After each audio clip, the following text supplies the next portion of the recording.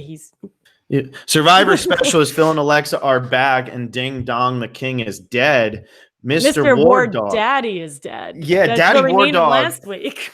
Daddy Ward Dog is gone. I don't know what to call anybody now. I guess it's like, is it weird if I just start calling all the women like Mommy something? Are we going to say Daddy Mommy Ward Dog's Victoria? gone. Yeah, I know. It's just so weird once you call someone Mommy. It's also weird as Daddy, but it's anyways. I don't know what we're talking about. It was War Dog though. Ding Dong War Dog's dead. That's all that really needs to be known. So now he's over on Edge of Extinction. Reem's going to yell at him for the first 45 minutes of next week's episode. They're going to run a real quick immunity challenge, and then we're just going to see somebody get voted out. That's what I'm hoping, because Reem is ridiculous, and I love it. Trapping under that bridge, never going anywhere. I love tonight at Tribal Council when everybody's talking about, look, all the threats are getting voted off. That's why they're over there. And they just cut to Reem, and it's like, oh, yeah, that's right. Reem wasn't a threat. She was the first boot. She's been wanting to get rid of Kelly for God knows how long, and she let her have it. Yeah, exactly. And I will say, as much as I love War Dog, as much as War Dog has been interacting with us, this is the right move, and he knows it was the right move. 100% the right move. He screwed himself. He screwed himself. I mean, he did that so early. He did it too early. And you know what? Like, I respect the gameplay. I respect doing it when he did. Final 9, they were still looking at Rick Devens as a bigger threat than War Dog, but Rick Devens wins immunity, so War Dog doesn't get to survive. And the thing is, if you make it to Final 7, so much changes at Final 7, because that's one of the last times you can just straight up vote somebody out and switch numbers. Now that the Final 5 is, now that the Final 4 is fire and Final 5 is not as meaningful as it used to be. So, you know, I think that it was still the right move for him to get rid of Kelly Wentworth. You get rid of somebody who's a really, like, she said that she felt suspicious. So if Kelly Wentworth is starting to feel suspicious and her and Lauren are starting to say, you know what, we need to get rid of War Dog because he's too much of a threat. War Dog was one of the only people that was going to beat Kelly. And I think Kelly was seeing that and realizing it needed to end sooner than later. So I don't have a problem with him voting her out, but kudos to everybody who made the move tonight, because War Dog was the right decision, as heartbroken as I am. But yeah, we're going to get an unexpected winner on this season for sure. I mean, I'm sure Edgic says this. I don't care. It's going to be an unexpected winner. Dead. It's going to be an unexpected winner. Yeah. Well, after did we talk about that with Davey, or did we talk about that when it was just the two of us last week, when we were like, what is Edgic? Who's winning? Like, everyone says Lauren, which even after this week makes negative sense. Well, and we got yelled at for saying that it was Lauren by some people, because some people didn't feel that Lauren's the person. But I'm saying, we don't know what we're doing. You can claim that you know everything, but it's going to be kind of surprising. Although Victoria win confirmed, obvious, easy, no brainer. Victoria already won this season. So I'm just saying, like, yeah, what I saw from this episode tonight is all of the men were super confident, and the men were the only ones who were going to go home tonight. And now you have 4 women and 3 men, and the men are claiming, oh, well, the females are goats, and Gavin's not really claiming it, but Devins and Ron were claiming that the females were the goats. The females aren't the goats at all. I think all of them are playing really good games. I don't know how she stayed invisible for as long as she did, because Aurora she's fantastic. I love it. I am loving Aurora. And it was Aurora who said this. She was like, no one's a goat and everyone's a threat. And I'm with you. Like, the Aurora and Ron fight that came out of literally nowhere. Amazing. It was gold. And I know that that's happened so many times on that original Kama Beach, and I get that there was no need for us to see it, but 2 people, Ron, who is a self-proclaimed drama queen, and Aurora, who again, self-proclaimed, said she's very confrontational. Like, give me that all day. That was awesome. And then they've ended up voting together, and they agreed to vote together 30 seconds before they started hating each other over their coffee-soaked coconut. Yes, I love that. I did what I thought was really funny about that scene, though, is that it was, okay, here's the advantage. I'm giving it back to you. I want her to trust me more than she trusts anybody. I want her to be my number 1 ally. And literally the next cut was them screaming at each other. And I don't think that was edited. I think that was seriously within the next like 5 minutes. It went from we're best buds to I hate you. I hate everything about you. I want you to get voted out. And Victoria's with me. And Victoria's, I'm just gonna go down to the beach, and she just starts walking. Like, I love it. So about the tide that I gotta go check. Yeah.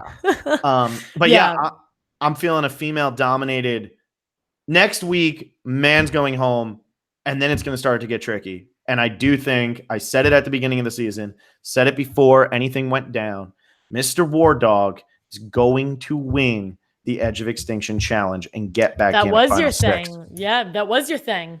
That was my thing before the season. The man has been terrible at challenges. Terrible. Tonight, I mean, I'm glad that they had the thing in the middle. Otherwise, War Dog would still be at the bottom of the Pacific Ocean. Oh my God. Yeah. Yeah, no Those doubt. are great camera shots though. Love that they did that. Both challenges. Huge fan of both challenges. Loved both challenges. We'll definitely talk about the challenges tonight. But I am just a believer. We saw how bad War Dog sucked this entire time. And I'm feeling like, man, I think War Dog is actually going to get back in. Like, I think War Dog's going to still pull it out despite sucking so bad, and everybody else looking like they had a better story, and they've all been so much better than him in challenges. This is a confident guy. He's very, very confident. Well, I think it's been within the past week that a lot of people have been saying no person could be that unathletic. And just like it's just been egregiously bad, where I think that within the past week there's been these stirs that, maybe he's been throwing this, maybe he's been over exaggerating his lack of any athletic ability. Hi, War Dog, I know you're listening or will listen later. He could, I'll have to go back and watch the season, but he was he this horrible in the tribal phase, or was he this horrible once he realized that Edge of Extinction came around? Because he could turn it on at the Edge of Extinction. And here's my thinking. It exists, quote unquote. And here's my thinking. Once you find out that Edge of Extinction exists and you know that you're going to get a second chance, you make the move on Kelly Wentworth 100 times out of 100. Because you know that even if you get voted off next, you have a chance to get back in the game. And he damn well knew that he had a very good chance after voting out Kelly of being the number one target, the number one threat, and going home. But he's looking at Extinction Island as a second chance. And it is. And yeah, he's been terrible. The man can't throw anything. So as long as there's no throwing involved. He's swimming a little sideways. Yeah, he was swimming sideways. He fell off the platform instead of diving in. Great. But they're showing so much of this. Now, either he's going to be the first person out of the challenge again, and it's just kind of like the laughingstock of the season. And I would love it if he's the first one out of the challenge and they somehow make him like 16th place. Oh my God, that would be brutal. But I don't think that they're going to do that. We talked about that in the whole preseason a lot because of the bootless game, but I don't think that they're actually going to rank them based on how they finish, like in Redemption Island. Though if they do, that would be absolutely ridiculous. It'd be how they finished in the game, not in the challenge. Yeah. So everybody's going to get their bootless right. But can you imagine if he gets 16th? That'd be amazing. With how like the greatest 16th place finisher of all time, hands down. But he knew that was there.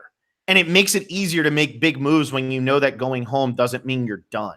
And nobody's going to be looking at War Dog as a threat. And I really think that he's going to be at least around for a little bit in that challenge.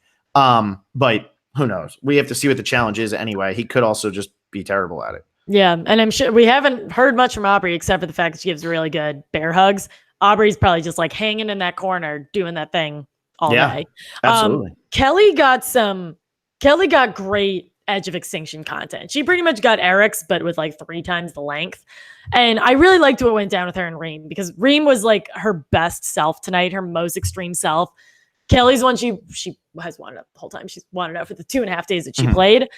But at the end, Reem goes over to Kelly and she's like, "Hey, you're burning." Like there's something, and Reem knows this better than anyone, that there is something cathartic about you need to get it all out, but we're still stuck here together.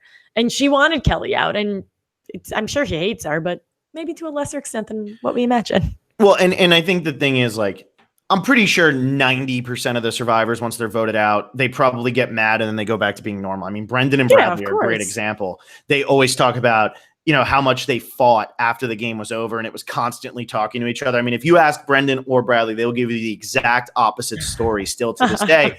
Yet both of them really like each other. They hang out. Like, that's like, they have a good relationship now outside of the game. It's just Bradley voted out Brendan and ruined Brendan's survivor dream, just like Wentworth did to Reem. Although, to be completely fair, if Kelly Wentworth's not in the game, Reem is still the first boot of Survivor Edge of Extinction. Probably even more of a guarantee, because they definitely lose that first challenge. It wouldn't even be close, because even though Kelly has been great at challenges, she was definitely one of the stronger women on that tribe. So yeah, Reem was always going to be the first boot of this season, but I understand where her frustration comes from. Yeah. Oh, 100%. And that was kind of really the only Edge of Extinction content we got. Even it was long though. It was long because Kelly had a soliloquy. She had a good thing going. Joe gets the episode title. Speaking of people on Edge of Extinction. I thought the episode title was the Cheeserie. So, okay. I've got All a whole thing. Zach Otten, if you're listening, this is your time to tune in. Our friend Zach, Phil. So Rick Devens is a huge, I don't know to what extent, he is a fan of Tony Kornheiser. And people don't know Tony Kornheiser. He's been around forever, like big ESPN guy, has his own podcast about sports. And I listened to this podcast because of our friend Zach. And Tony like somehow found out that this fan of his is on Survivor. And this episode was originally named La Cheeserie. And today I was like, oh, wait a minute. What like that? And La Cheeserie is something that Tony Kornheiser fans like say to each other as a greeting or goodbye. So when I saw that, I was like, oh, Rick goes home, because then they changed it to fasten your seatbelt. And I was like, oh my God, this is a conspiracy for the 3 humans in America who listen to both Tony Kornheiser's podcast and this.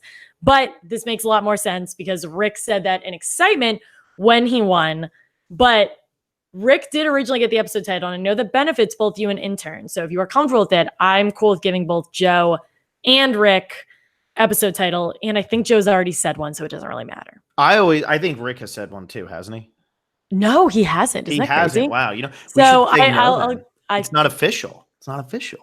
But it was on, and then it wasn't. These are your fantasy or your prop bet points that I'm trying to give. Oh, to it would you. be me. Oh yeah. Yeah. I already have the episode title. I'm okay. trying to help you. No, then I think Rick Devens definitely had it. It makes 100%. sense, you know. Yeah, it was on the internet once.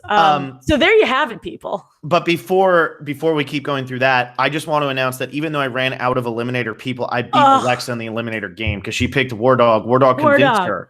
What the hell are you doing, War Dog? I know you're going to listen to this at some point.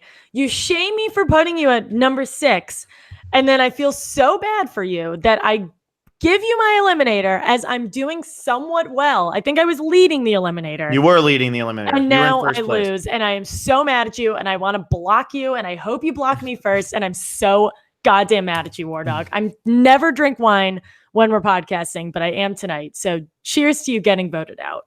And me. Yeah, and now it's down to Vaughn and Team Survivor. I don't know who Vaughn has left, but I think Team Survivor only has Julie.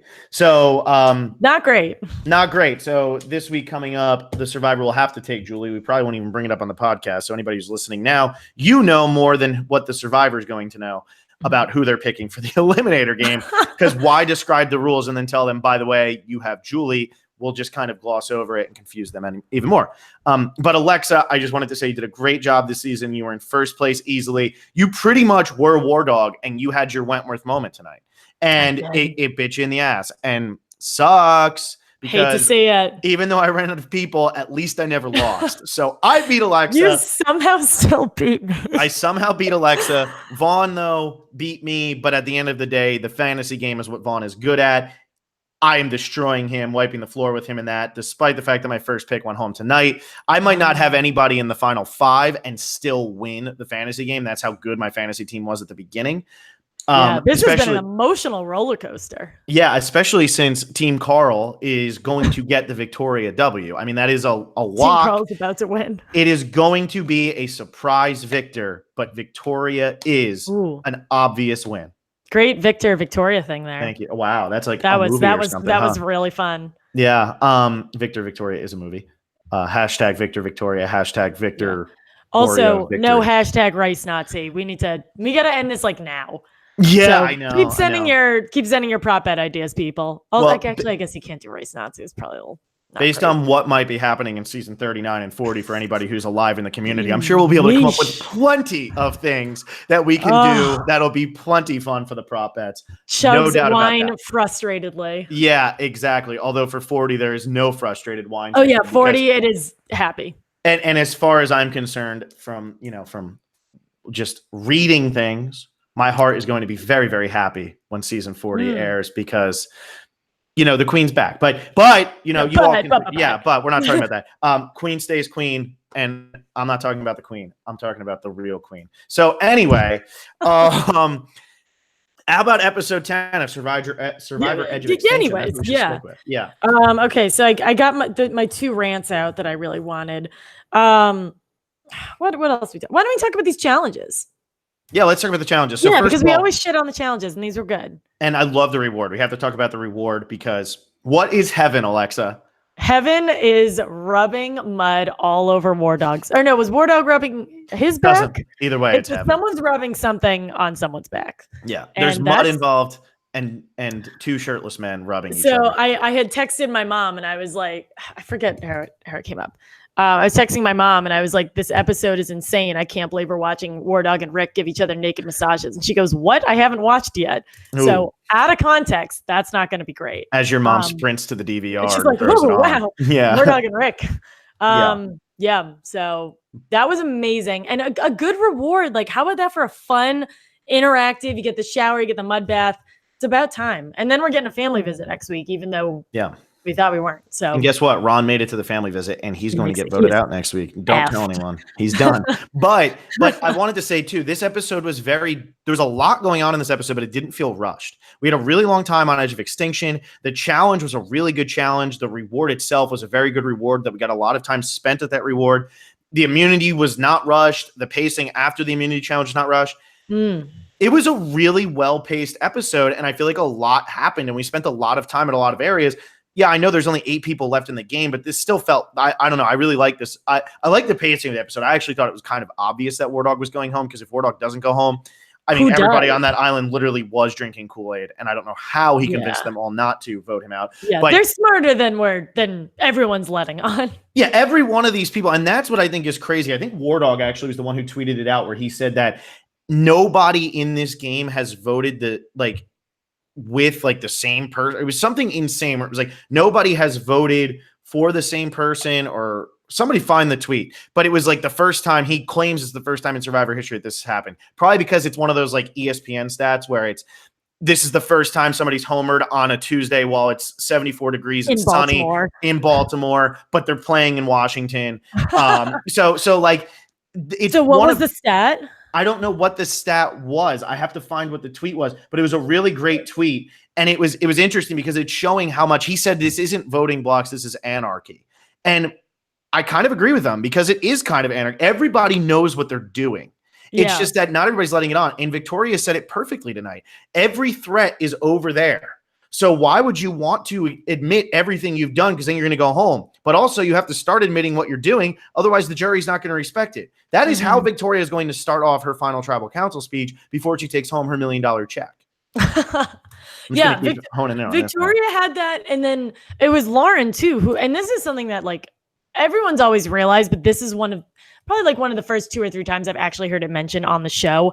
Is Lauren is saying, yeah, if someone says they want to take you to the final 3, that's kind of a bad thing, because it means that you're missing something and you need to figure out what you're missing. And they're saying this with 8 people left. That's what happens when the show's been on for 20 years. You know why people say everything that they say. So how do you stay ahead of that curve? It's fascinating. Yeah. And that's the benefit of having super fans playing too, is that these people, early on, I mean, you don't have to have 20 super fans on every season, but it helps later in the game because people know what to look for and they want to win. Like, even though you might sit here and say Victoria hasn't made any huge moves since the merge, Lauren hasn't made any huge moves until really tonight, but I don't consider this a huge move because this was an obvious move.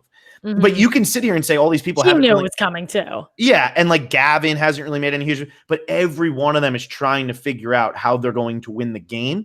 And for somebody like Victoria, Julie, Lauren, Gavin, the best move might be to make no move except vote out all of the big threats and sit in the final 3 with Victoria, Lauren, Gavin, and Julie. Because despite the fact that they might have made the least moves in this game, or at least that's how it's perceived, if you all sit next to each other, somebody's got to win. Remember, Bob Crowley beat Susie and Sugar. It happened. It can happen. Yeah, it happened. So it can happen. I'm sorry. That was a really good rant. And there is there must be a dead body outside my apartment because this ambulance is not stopping. That was, did I lose you there? My internet cut out, so all I heard was that you had a dead body outside your apartment. Probably. I was saying what you just said was really great, but it was unfortunately slightly marred by the screaming police officers outside. Okay, good. But anyways, yeah, I mean, but that's what's so refreshing about where we are now, because as much as I've enjoyed having War Dog, he was obvious, and now there is no one obvious. The only person who I know isn't going to win is Gavin. I think Aurora. Gavin had a huge edit tonight. Huge edit.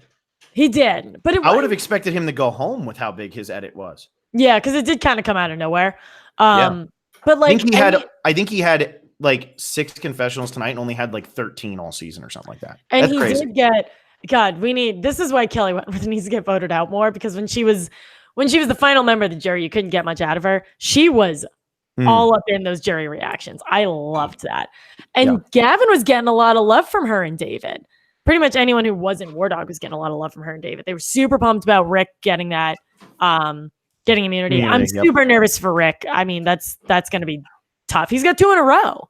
Rick's an obvious threat now, too. I mean, you know what it is? As much as we were sitting here, this is going down exactly how David versus Goliath went down. As soon as the Davids turned on themselves, all the Davids go home. And what just happened is the Manus started turning on themselves by voting out David, vote out Wentworth, then War Dog goes down. Next, Rick Devens is going to go down. Lauren's going to be the last woman standing, but Lauren has an idol, so she can somehow survive it. But that's the vibe I'm getting right now is like, how can Rick stop the bleeding? And I don't think he can, because they all wanted him out tonight. He was expired tonight, but if he keeps winning immunity, because if you look at who's left in the game, only Aurora is really good at challenges. Gavin's good, but Gavin's not great. Aurora is like a physical beast, as we saw in that reward challenge. Yeah, she was unbelievable. But I don't know how Rick stops the bleeding, especially when he's as likable as he is. He's made as many moves as he has. He won his way back into the game, which is going to curry a lot of favor with all the people on edge of extinction who would have wanted themselves to get the votes had they been back. He's one of them. He like represents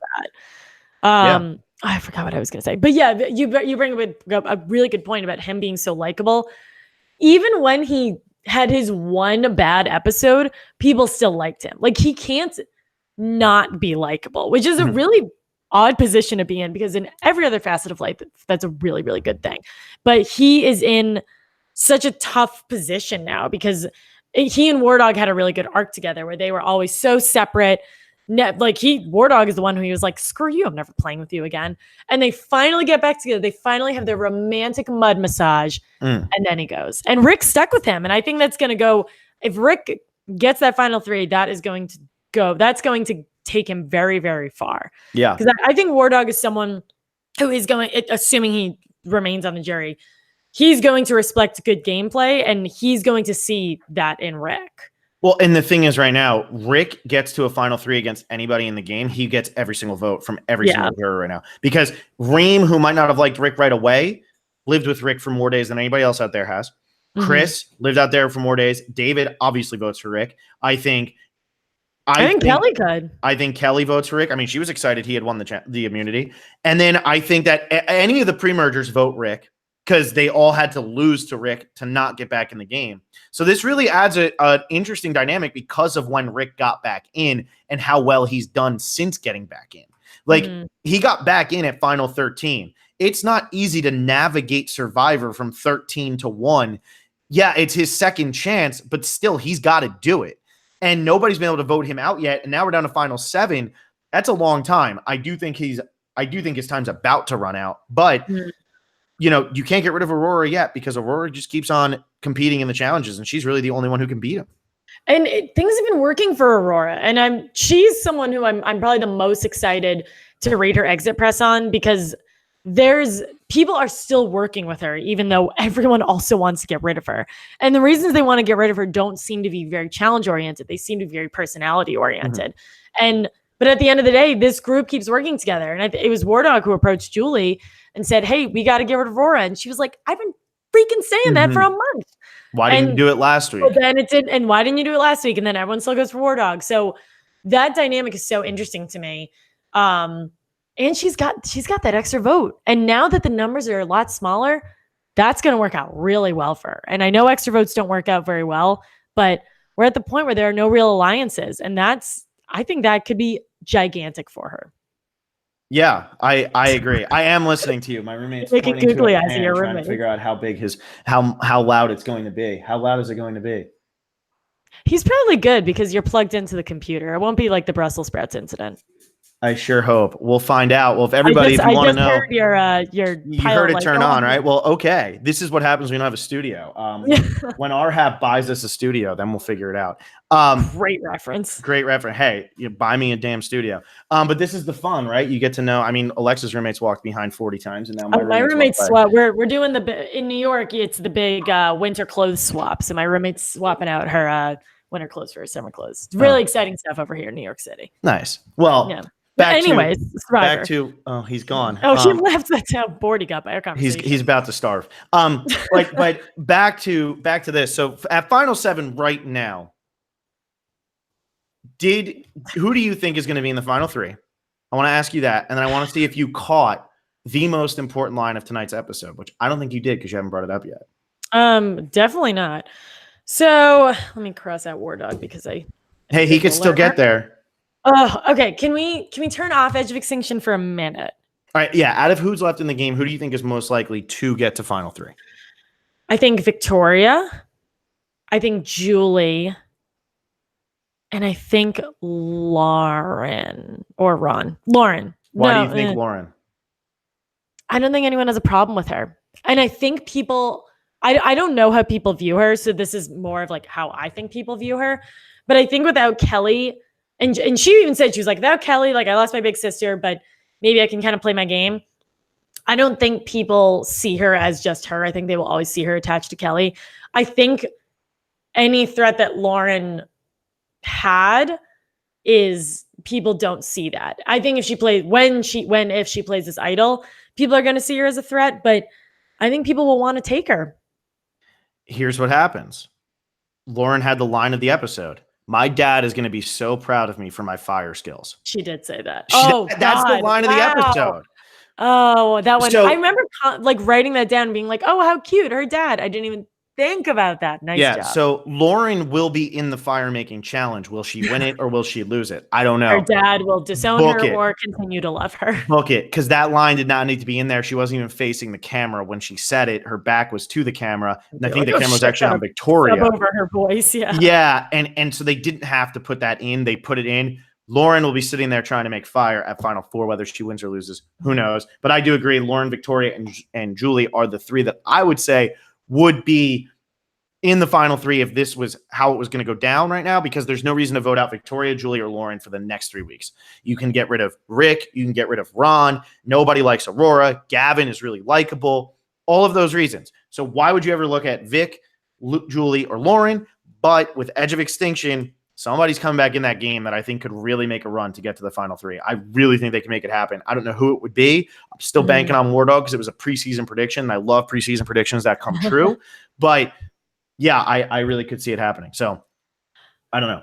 I am so curious about how this Edge of Extinction person, like that was a poorly worded sentence. So Rick comes back with that half idol.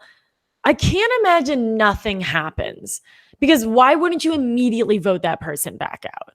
So I have to imagine they get something, but in my curmudgeon-y old mind, I can't imagine what I would possibly be okay with. So the only person who was immediately voted out after coming back from an Redemption Islands, Extinction Islands type situation was in Redemption Island when Matt, Elrod, and Andrea got voted out. Those are the only two who got voted out immediately after coming back in. Tina survived the vote. Ozzy survived the vote. Laura Moret survived a couple votes. Who else? Well, Ozzy survived actually both times. Rick survived, if we're going to be fair. Rick has survived a while. So every time that this happens, people survive, except for the first time Redemption Island happened. So I believe that whoever comes back, if they come back in Final 6, there's going to be two people who are on the bottom. And at that point, why not go to Rocks? If you're coming back into the game with your second chance of just winning on Extinction Island, why not go to Rocks right there? Because then you could confirm yourself a spot in the Final 3 with the most compelling argument. That's what I could see, a very blood versus water type situation. So, but your story's so good. I would never take someone with that story to the end. I know. Well, that's why I'm saying you have to make that final move to ensure, because because let's say the final 5, at least the way I'm seeing this shape up, let's say the final 5 is either Ron or Gavin. I'm going to say Ron. I'm actually going to say that Gavin's home before final 5. But let's say it's Ron, Julie, Victoria, Lauren, and Aurora. Okay, so Rick and Gavin go home the next 2 weeks.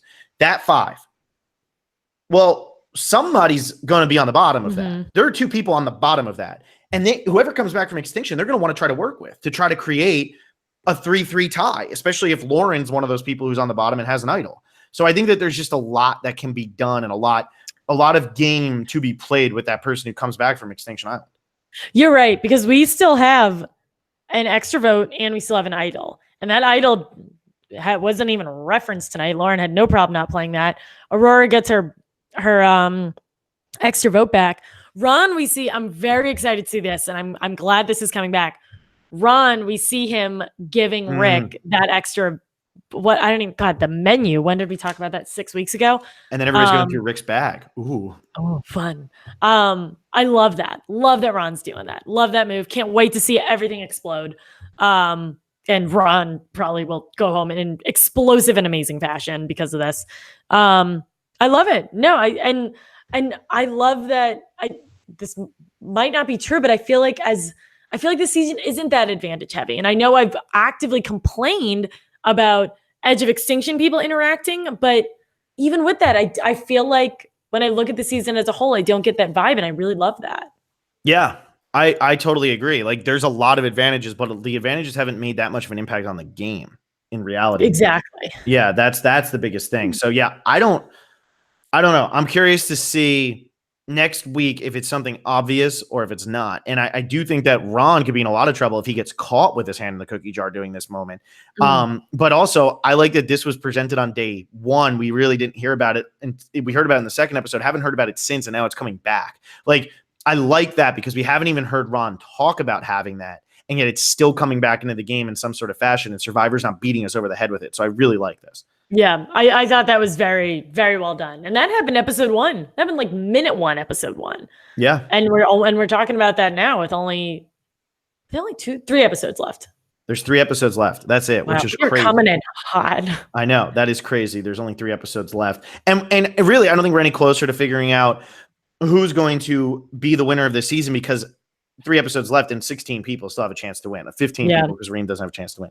15 people still have a chance to win. So, like, somebody's going to come back into this game with a real shot to win the game, and we're not going to know it until after the first 15 minutes of the finale.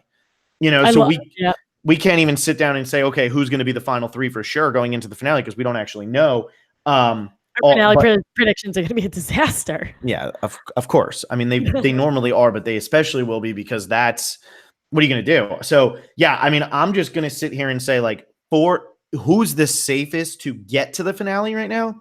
It's Julie, Lauren, and Victoria. They are not going to get votes. Gavin had a huge episode tonight. That's sketchy for somebody who doesn't really get much content. Devins is target number 1. Ron is playing so hard right now. Aurora, everybody just wants out because she's Aurora.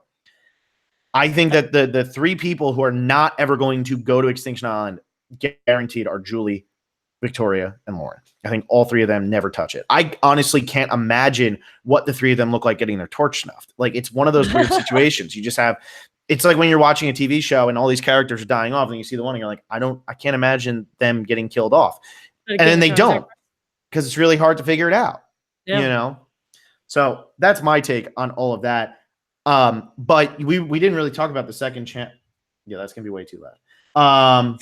You can turn the podcast into a Christian Makes Breakfast for Dinner podcast. Would be pretty sweet. What's he trying to make that's too loud? Oh, he's gonna have oil, and he's gonna have all this stuff that's just cooking. Is he making bacon? No, he's not. He's making turkey though. Gigantic disappointment. Turkey for breakfast? What is he doing? I don't know. I don't know what his breakfast is. But anyways, we didn't talk about the second challenge really at all, which I thought the second challenge was cool. I liked the thing where they had to climb over, jump to the next thing. And I guess Ron probably fell once because he was really far behind. But I liked that challenge. And I liked how Rick won the physical portion of it, which everybody was saying that Rick was the least physical, but he's good at challenges. Well, he won the physical portion and then won the puzzle as well. He also won the Extinction Island challenge, which was physical. I know. And like, I know that Aurora was really, really good tonight in that first challenge, and the swimming part, she absolutely dominated, and she went under in like one thing. But did you watch Rick throwing those rings? I mean, get out of here. He's on the Survivor Specialist Thanksgiving team. There's no way he's not. the way he was tossing that, I mean, that guy plays ring toss in his backyard for fun. That's what he does. We gotta write. I'm writing that down right now for our Thanksgiving retrospective podcast or our November retrospective podcast. Yeah, I mean, he's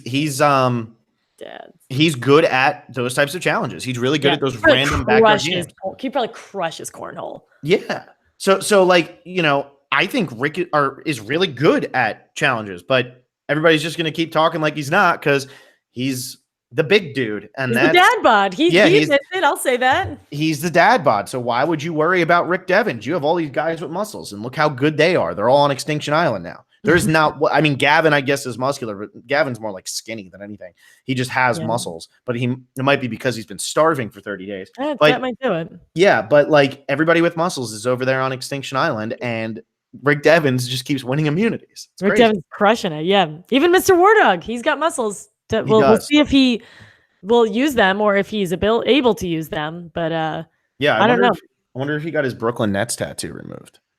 I am surprised that they show that, because I remember Ben had a big ass Band-Aid over his John Deere tattoo. I think I don't know what that line is. I think it's because John Deere could be a sponsor and they're not sponsoring Survivor, and Brooklyn Nets are never going to be a sponsor. The Brooklyn Nets are just the Brooklyn Nets. Like, they're just a sports team. Like, we've seen people wear sports by the Brooklyn Nets. He's got a Mets one too. It's very clear which is. Yeah, he likes to root for teams that lose. That's what he does. That's his thing. Jets fan too. Yeah, I know. He's probably a very, very sad sports fan. Poor Mr. War Dog.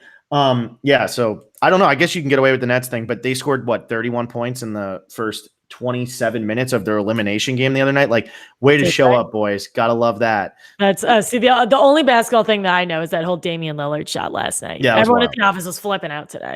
Yeah, impressive. I just like to throw any shade at War Dog that you can possibly throw at War Dog. Yeah. Screw you, War Dog. You made me pick you as eliminator. I'm never forgiving you for that. No, you shouldn't. You shouldn't. He totally ruined your game. Block him, even though he gave me so many followers on it. Yeah, that's all you want. I got to get. I'm just here block for the me. Plan. Yes, block me, War Dog. Yeah, I'm just here for the personal brand. Yeah, it's great. My personal brand is. Does anybody even know that I have a Twitter? I have a Twitter. Everybody. You're getting there. War Dog, I need you to block me. I never tweet from it though, so it's just kind of there. Me. Yeah. What else? Oh, Ron had the line of "my game is going pretty good," which I thought was going to seal his fate. He said that. Yeah, I felt okay about Ron tonight. I was quite nervous for Gavin. That was weird. You said he had a big episode, and I had to think about that before you said that. But he did, and he was kind of the one who really started this whole War Dog thing, because he gets back and he and War Dog are going at it. And I love that War Dog keeps using the word audacity. War Dog has the audacity to say that Gavin likes working with the numbers when Gavin voted out his best friend. And that is not looking good for him, but he did that. He did, but I also get where War Dog's coming from, where it's like, if we would have told you beforehand, you wouldn't have voted with us, but now you're going to sit here and tell me that that it worked, you're going to got to phrase that a little differently. I totally agree with where War Dog was coming from here. I won't lie. Oh yeah. No, I get where they were coming from. They were both angry people who one got what they wanted and one didn't. Yeah, exactly. And I honestly think Gavin was trying to approach it in a positive way, but it probably would get under your skin after you just made this big blindside. And it's like, well, I would have done it too. And it's like, if we would have told you, and I mean, we don't know Gavin as well as the other people who are out there playing with him do, but if you know in your heart of hearts that no, he would have voted me out, no problem. It's like, well, man, who wants that? And the thing with blindsiding people is someone's got to be left out. Gabby was left out a ton last time, and I know that was obviously frustrating for her, and that led to an entire chain of events. But the point of blindsiding is leaving people out. Yeah. And can we also just maybe say that people don't feel as emotionally attached to some of the characters left in the game because they haven't been crying a lot this season? Do not feel emotionally attached to any of these people, which I kind of am fine with. I think that's fine. Yeah, I mean, I'm fine with it. I mean, I have no problem with it. I just think it's funny. I look at the comments as you're talking, because why would I listen to what you're saying? But a lot of people were saying Victoria hasn't any personal content. Well, she doesn't maybe she just hasn't cried. Maybe she is a robot. Maybe that's what's happening. But then when Gabby's crying, everybody makes fun of Gabby, and then when nobody cries, everybody says, "Oh, we don't know these people personally." Stop complaining when people are crying and trying to ruin their lives. Do we like Julie? I like Julie. We all like Julie, but Julie cried in a much different way, and it was also one episode. And then tonight she showed that she's quite sane by sitting down with Ron and be Like, look, I'm not mad at you. That was the right move to get rid of Wentworth. Whatever. Love that. And she just completely like forgave him right away. So that's good. But why don't we make one of our prop bets? This person cries. We did that once, and then it was impossible to tell. We did it during second chances, and it was possible to tell if they were crying or not because people would be like kind of tearing up on the screen, and then it was like, wait, are they crying? I feel like it can only count if you get a 10-second shot of Kelly Wentworth's face with a singular tear. I know. I was like, what even is this? Yeah. I guess Corwin Green says Wentworth cried a single pretty girl tear on the edge of Extinction. That was a wild shot. Like poor Kelly is just trying to exist, and Cameron like, no, must zoom. And it makes me feel better because like I forgot whether or not Kelly Wentworth was actually engaged or married, and she tells us tonight she's married. You did. I this might have been off air or somewhere else, but you mentioned a fiance. But I think that they're married. Yeah, they are. Well, she says tonight that they were. I stalk her on Instagram. They're totally married. Yeah. See, Alexa stalks on Instagram. I just like live my life. Also, Corwin Green, Queen Victoria's tweet about not having emotional attachments to anyone in the game. So I'm saying she doesn't have. She said that early on. She was like, it's hard to care about voting people out when you don't care about the people, and it was pretty hilarious. Yeah, and this is one of the things too. Like as I'm looking at this, I actually think that Lauren's win would be a weirder winner's edit than Victoria's win. I don't think Victoria's is all that weird. I just think it's a lot of pieces of a lot of different winner's edits that aren't really the things that are highlighted when somebody wins. But saying something like that, it's exactly how Brian Heidick played. It's kind of how Michelle played. Like she didn't care for half of that game. Denise Stapley did not give a crap about anybody she voted out of the game. So like these are all winners who did a good job of of keeping the emotion out of the game. And we didn't see any of them cry until the very end. I think Kim Spradlin was another one.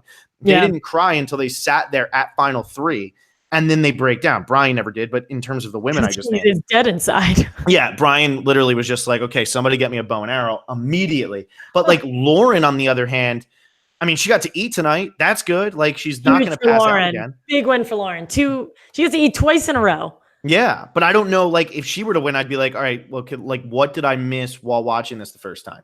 Julie, I could see it a little bit more, but also, like, I feel like Julie was a little too erratic in the middle game to actually pull this out. Although tonight, great scene that we didn't really talk about is when Rick and War Dog are showering. And that's all I want to say about that scene because they were showering. About that all night. Yeah, because they were showering. But I don't care about the strategizing. I care about the showering. Yeah, just them showering and the stupid freaking like the what do you call it? The frosted glass windows. It's so unfair. But anyway, give the people what they want.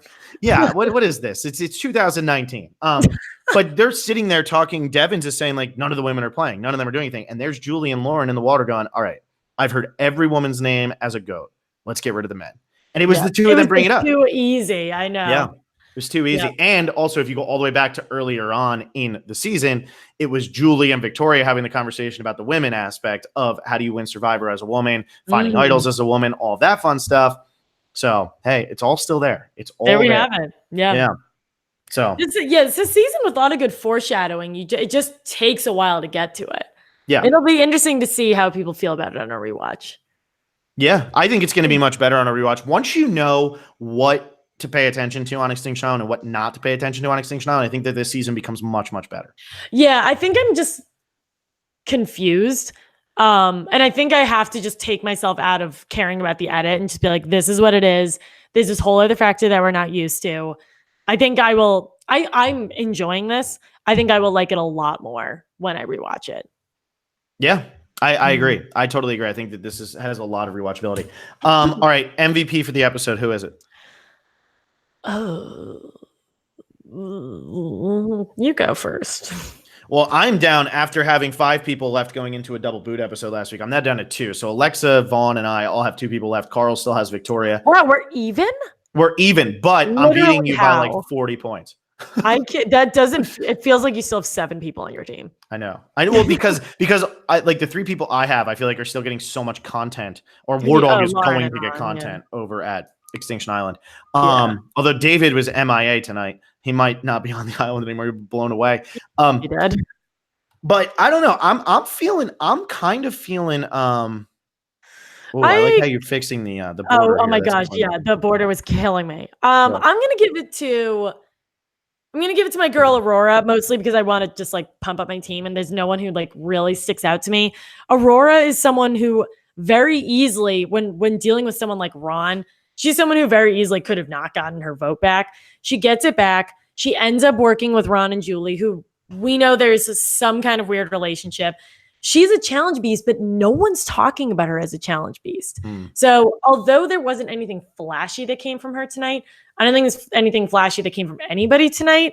And I'm more comfortable for her next week than I have felt in any other weeks for her. So that's my Yeah, pitch. I don't know though. I think it's got to be Ron or Julie because Julie did a really good job of not letting emotion get the better of her. She voted the right way. She brought it up to Lauren. She built a bridge with Lauren because the two of them hadn't really worked together. Yeah, there was at nothing there all. before. Yeah, she Nothing. did. That's a really good point. And Ron gave back the advantage to Aurora, had his little feud, but then was able to brush it over with Aurora, make War Dog feel good enough, vote out War Dog, and not burn any bridges here. Who's the only one that's going to be like, oh, Ron, you're such a bad, like, I hate you. It's Rick. And Rick's not even going to think that because Rick had to see that it was going to be War Dog. So, like, I really do think that Ron gets out of this completely unscathed, and he's about to get his family visit. So this is the last chance I'll probably have to give him MVP. Yeah, I'm going to lose 4 straight people here. Can. Yeah, I'm about to lose 4 straight people. Also, I love it. Was it Bryce? I think it was Bryce. When I had my full team intact, he said, well, Ron is clearly your weak link. Was that Bryce? Because Ron's hanging. Ron's going to be your final guy. He is my final guy left. And if I think Lauren somehow goes home, I don't know how that would happen. I think Lauren will stay longer than Ron. But your weakest link is your final 2 of your team. Yeah, I know. So I know this has been terrible. A rough couple episodes. But like I said, even if I don't have anybody in the final 5, I'm still confident I'm going to pull out this victory because I just have so many more points. But aside from that, what else do we have? We have anything else, or is that really it? I'll give a quick prop bet update. So Joe and Rick got the episode title, but Joe has already set an episode title, so we're going to give it to Rick, which I don't think I actually put in our thing yet. Julie has hit 5 rewards, so she gets that. I think some people have been on Extinction Island for a while. Has David been on it for 5 days yet? Actually, he has. He's only been there for 4, but he's about to hit his 5th. I mean, everybody who's out there right now, except for Wentworth and War Dog, has 5. Okay, so we'll give that to David. I think that War Dog makes the jury. Yikes for excuse me, Dan, who I have in our system. Dan makes the jury. I know, how confusing is that? But that's about it for now. It was a pretty weak for props. We have like now the prop bets are actually fleshed out. I'll post those on Facebook tomorrow or this weekend. And we have a lot of content for you guys tonight. We are going to do our Q&A podcast, but Phil is actually about to what? Phil's actually about to go watch the episode again. I was gonna say that. Yeah. So yeah. Oh, I had a thing going. Oh, sorry. Yeah, I'm cutting Alexa off. Well, you shushed me. Remember last time you shushed me? I am now a sexist, misogynist again. But and who was Dom's wife? Who was like, "What are you two doing?" Yeah, I just I didn't want Alexa to go too far. I had to keep. Where was I? Wait, how far was I? Where was I going to go? That wasn't okay. I don't know. That's the question. Yeah. Okay. So Phil's gonna go pretend like War Dog didn't get voted out, and watch War Dog get voted out at a second watch party. Did someone say something good? In the flesh, he's here. War Dog. What the fuck? War Dog. I'm pissed. So this Sunday we are going to be talking to Jessica Pete from Survivor David vs. Goliath. We're super excited to talk to her. We didn't get the chance to talk to her when we were actually doing our David vs. Goliath interviews. We're going to be talking to her this Sunday at 5 p.m. Eastern. But in the meantime, do you want me to wrap it up? Yeah, go ahead. Okay. So in the meantime, follow us on Facebook, Twitter, and Instagram. Give us 5 stars on iTunes. Listen to us there. Subscribe to us on YouTube. We'll be live with Jess this Sunday. I will not be able to do our Amazing Race podcast. We got a lot of questionable feedback. Some thought it was hilarious. Some thought we were really stupid. We have no idea what we're talking about with the Amazing Race. So if that's what you're into, like people who don't know what they're doing, tune in because we had a lot of fun. I won't be able to do it because I'm busy this weekend, but Phil and special guest Will will be talking about the Amazing Race. So stay tuned and we will see you guys on Sunday. And don't forget, I shushed you. Did you see what War Dog just said? Still on the edge. Audacity. Yes. Yeah, the audacity. You ass. You're a monster. Hated for it. I hope it comes up at finales. There you are. I missed you there. Okay. Oh, that's okay. It was totally useless. Okay.